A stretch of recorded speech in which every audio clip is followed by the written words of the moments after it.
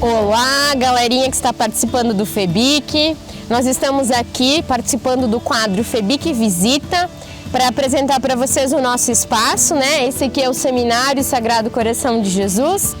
Dentro deste seminário existe um museu, que é o primeiro museu fundado no estado de Santa Catarina. A gente tem muita coisa para mostrar para vocês. Vamos começar observando essa vista. Vem comigo, galera!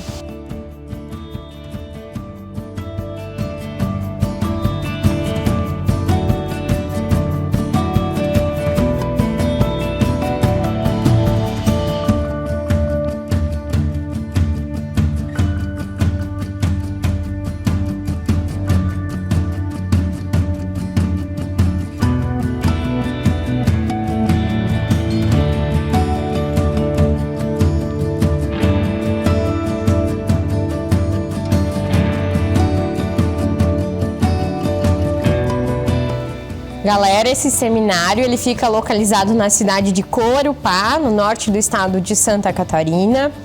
Ele é arquitetonicamente um dos grandes monumentos, dos pontos turísticos mais destacados da cidade.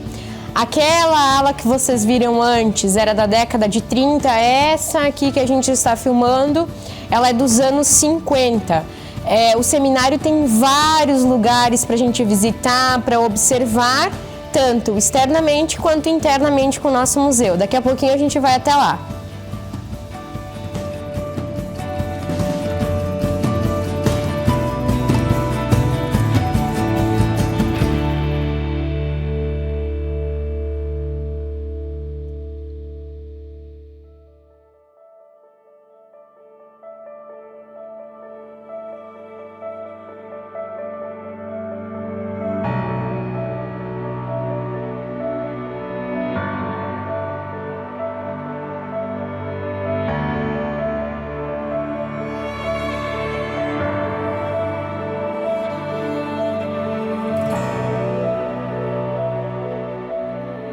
Pessoal, o espaço onde o museu está instalado, como a gente mencionou, ele é um seminário, né? Um lugar que funcionava como escola para os meninos estudarem para serem padres, por isso que ele tem todo esse tamanho.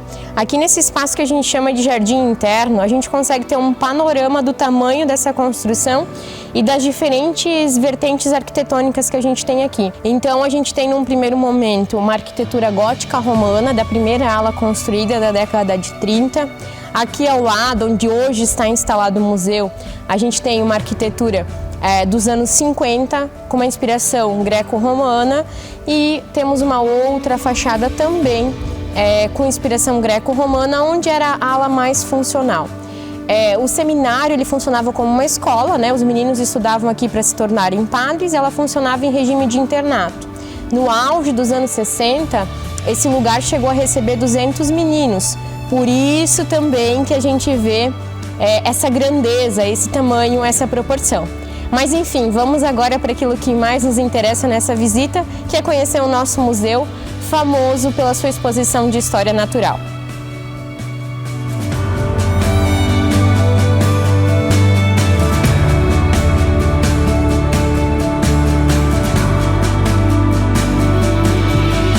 Pessoal, então agora estamos sim no nosso museu. Essa é a primeira exposição que a gente vai apresentar para vocês. Essa exposição ela foi inaugurada no ano de 2013. Ela tinha o objetivo de demonstrar, contar, mostrar para o visitante a história do seminário, então desse espaço todo que primeiramente a gente mostrou para vocês. Ela é organizada em 4 módulos. Esse módulo que vocês visualizam aqui é o primeiro, chamado Fé. No módulo Fé é contado um pouco a história da congregação dos padres do Sagrado Coração de Jesus, que é a ordem religiosa, que construiu esse seminário e que é mantenedora do museu até os dias de hoje. Essa ordem ela foi fundada na França. Da França ela se expandiu pela Europa e ela chegou na Alemanha. E são esses padres alemães que vêm para o Brasil, para atender as colônias de imigrantes no sul e acabam aqui construindo, né, fundando seminários. Então, esse módulo ele traz também elementos religiosos da prática e do rito católico.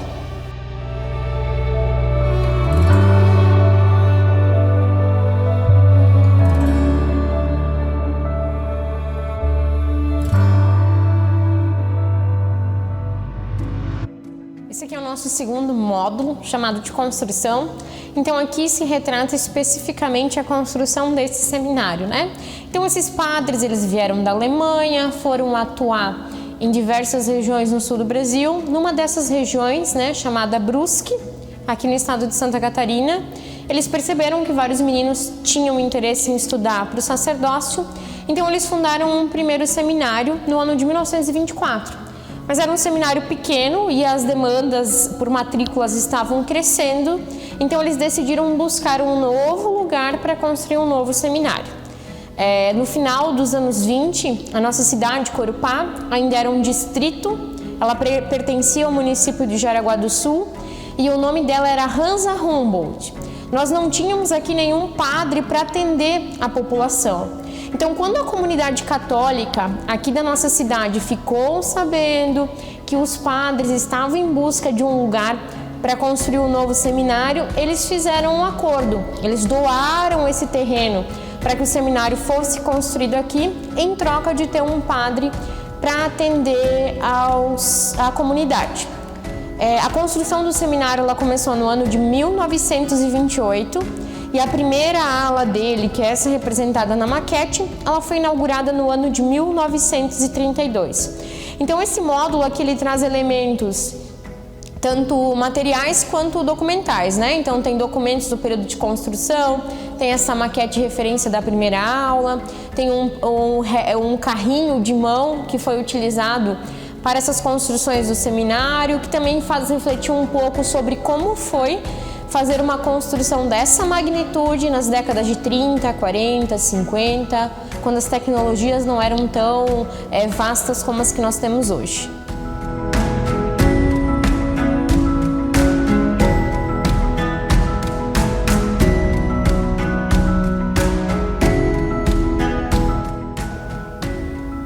Pessoal, então esse é o nosso terceiro módulo chamado Formação. E ele retrata um pouco desse cotidiano no ambiente escolar, né? Então eles eram meninos, vinham estudar aqui o que seria a nossa antiga quinta, oitava série, né? Hoje seria o atual sexto ao nono ano, então eles eram meninos, eles vinham de toda a região sul, era assim um tempo distante, né? As coisas eram longes, não se tinha meios de transportes tão rápidos, não se tinha telefone, as correspondências eram por meio de cartas, então esses meninos eles chegavam aqui em fevereiro e ficavam até dezembro. O recesso escolar de julho às vezes também não acontecia porque uma grande parcela deles morava longe, né, em extremos do Paraná, do Rio Grande do Sul. Então eles tinham uma rotina baseada em estudo, oração, trabalho e lazer. O lazer contemplava a área dos esportes, a questão da música, do teatro, eles eram incentivados para essas áreas.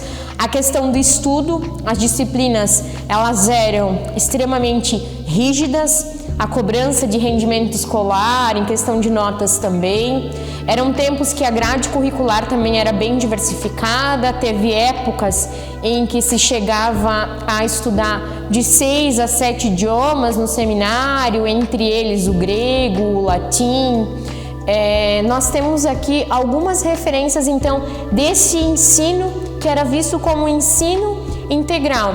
Então a gente tem o ensino voltado para a questão religiosa, né? Lembrando que eles estavam aqui estudando para serem padres, e a gente tem também esse ensino científico e cultural. Então nós temos elementos como esse esqueleto, que era utilizado nas aulas de ciência, microscópio. O seminário possuía uma vasta biblioteca. E também nós temos montada como se fosse uma sala de aula, né, com o mobiliário da época. Passaram pelo seminário aproximadamente durante 80 anos 5.000 alunos. O seminário funcionou como escola de 1932 até 2012. Então, pessoal, agora nós estamos no nosso último módulo chamado de Paz. Esse módulo ele traz um panorama das diversas coleções que o museu possui. Por que esse nome Paz? Desde os anos 90, o seminário vem se constituindo e se reafirmando como um ponto turístico. E aqui se criou um slogan de um recanto de paz. E de fato é isso que esse lugar acaba transparecendo para grande parte dos visitantes. Inclusive, quando for possível e vocês tiverem a oportunidade de estar aqui de forma presencial, acredito que vocês vão concordar com o nosso dito recanto de paz. Então aqui nós temos algumas das coleções que compõem esse museu, né? Então o museu ele é muito famoso pela coleção de taxidermia, mas além disso ele possui ao todo, né, mais de 36 mil objetos. Só que esses objetos eles estão em reservas técnicas e o pessoal às vezes nem sabe que existem. Então aqui a gente trouxe um pouco desse fenômeno do colecionismo, dessas outras coleções que formam o acervo do nosso museu. Nós possuímos uma vitrine que traz uma série de objetos em miniaturas, então bem ao centro ali nós temos um dos menores livros do mundo, que tem a oração do Pai Nosso, né? Do Pai Nosso em 10 idiomas diferentes. Aí nós temos uma grande vitrine que traz as diferentes coleções que compõem o museu. Então tem coleção de boneco, coleção de caneco, coleção de brinquedos, né? Alguns exemplares dessa coleção. E por último nós temos uma foto que retrata um pouco da atualidade do seminário. Muitos que vêm aqui visitar perguntam, mas não acontece nada nesse espaço? Sim, acontece muita coisa, ele não tem mais o seu fim principal, que seria educação diretamente, né, para o sacerdócio, mas ele é um espaço de cultura, de educação, de religião, de práticas esportivas, então ele é um espaço muito vivo. Aqui a gente conta a história que deu origem, né, para esse museu, a técnica da taxidermia. Quando a primeira turma de alunos veio aqui estudar, no ano de 1932, junto com ela veio um irmão religioso. Esse irmão, chamado Luiz Godofredo Gartner, ele tinha vários dons, várias habilidades. Ele era um verdadeiro factotum, ele era fotógrafo, ele era sapateiro, ele era filatelista, ele era pintor, ele era escultor e também ele era taxidermista. Ele conta que um dia, passeando pela chácara em São Paulo, ele encontrou um sabiá morto, ele passou o sal para conservar e aí ele teve a ideia de fundar um museu. Esse museu, a partir da coleção de taxidermia. Quando ele chegou aqui em Corupá, no seminário, primeiro ele fundou um viveiro de aves, uma espécie de mini zoológico com vários pássaros silvestres, né, à mostra para visitação. Porém, esses animais, quando eles morriam, o irmão Luiz acabou desenvolvendo a técnica da taxidermia. Que técnica é essa, né? A taxidermia é uma técnica muito antiga, compreende a preservação das espécies. Em geral se preserva a pele, né? Por isso do nome taxidermia. Existem algumas divisões na taxidermia, né? O tipo de técnica que o irmão Luiz realizou é chamada de taxidermia artística, que procura preservar as características do animal como se ele estivesse no seu ambiente, né? Diferente da taxidermia científica, por exemplo, né? Onde são coleções mais para estudo, que é mais para contemplação, mas também para educação ambiental. Então, o irmão Luiz ele aprendeu sozinho a taxidermizar. Como que é feita essa taxidermia? Depois que o animal está morto, é feito um corte no seu abdômen, se retira todas as vísceras, todos os órgãos internos, se preserva a pele. Na pele é passado produtos químicos para conservação. Esses produtos o irmão Luiz acabou conhecendo através da indicação de um amigo farmacêutico. E aí é montado como se fosse um esqueleto de arame, né? Para dar a forma que você quer para o bicho. Então, quando a gente for ver alguns animais, depois na exposição de taxidermia, vocês vão ver que eles estão dispostos nas mais variadas formas. Então, com essa estrutura de arame, você consegue dessa forma.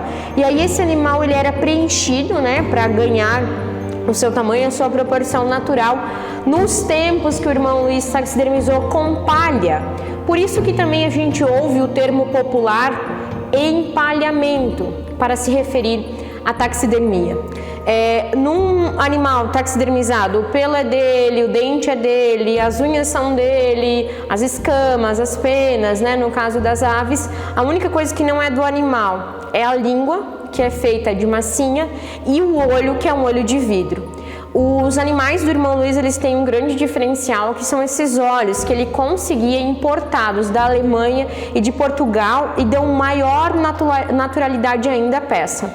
Quando vocês verem os animais que ele taxidermizou, vocês vão ter uma ideia da técnica e da sensibilidade que ele tinha. Era realmente um dom, ele era um artista da taxidermia. Os animais que o Irmão Luiz taxidermizou foram mais ou menos do início da década de 30 até os anos 70. Depois disso, né, o museu ele não teve mais ninguém que taxidermizou, então é toda a coleção taxidermizada pelo Irmão Luiz. São ao todo 1.500 exemplares entre as coleções de taxidermia e também a coleção de insetos, né, que é outra técnica de fixação. Esse animal, ele está aqui em destaque, a gente costuma brincar que ele é o vovô aqui do nosso museu. Esse foi um dos primeiros animais que o Irmão Luiz taxidermizou, então ele já está em exposição há 88 anos.